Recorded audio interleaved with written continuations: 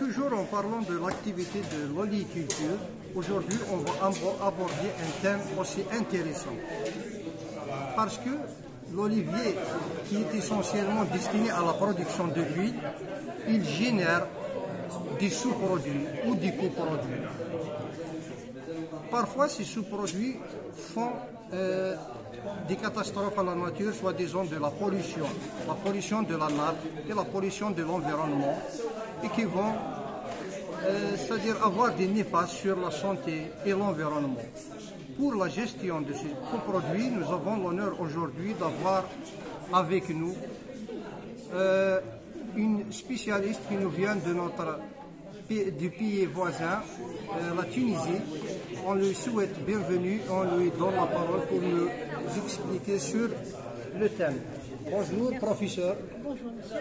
Merci pour cette invitation intéressante pour vous communiquer quelques données et quelques connaissances par rapport à ce que nous avons pu développer comme travaux de recherche qui sont relatifs à la thématique des sous-produits de l'huile d'olivier et leur impact environnemental.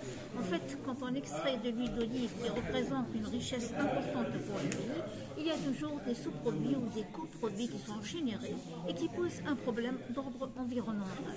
En fait, ces produits sont d'ordre solide ou encore liquide. Alors, la partie solide, ça s'appelle les grignons. Donc après extraction, broyage et extraction de l'huile d'olive, nous allons obtenir les grignons qui vont poser peut-être un problème environnemental parce qu'il faut leur trouver une solution et les valoriser par rapport aux besoins de l'être humain. Donc, et d'autre part, il y a un effluent liquide qu'on appelle communément en Tunisie et en Algérie les margines. Et ces margines constituent un effluent qui est très polluant, qui est riche en matière organique et surtout en polyphénol. Et également, il renferme du phosphate et du potassium qui vont être utiles pour la valorisation de ce produit, notamment dans le domaine de l'agriculture. Alors, en ce qui concerne les grignons, la solution elle est facile et maintenant il y a des industries qui sont là pour traiter ces produits, extraire l'huile résiduelle qu'on appelle l'huile de grignon et que l'on peut soit utiliser telle qu'elle est pour fabriquer du savon ou encore la purifier et l'utiliser en alimentaire. Et je dirais que après ce premier usage, cette première exploitation, on peut, avec ce qui reste de grignons qu'on appelle épiciers, soit les compacter pour les utiliser en incinération, on doit faire de bois pour les cheminées, ou encore on peut en donner une partie pour l'alimentation des animaux et encore les composter. En Tunisie, d'ailleurs, vous exportez ces petites briques pour... Exactement. Ces briques sont exportées actuellement en Suède, dans les pays nordiques, là où ils ont besoin de chauffer. En Suède. En Suède. Et ça fait un produit de luxe parce qu'il est issu de la matière d'un produit noble qui est l'olivier, d'une plante noble, l'olivier.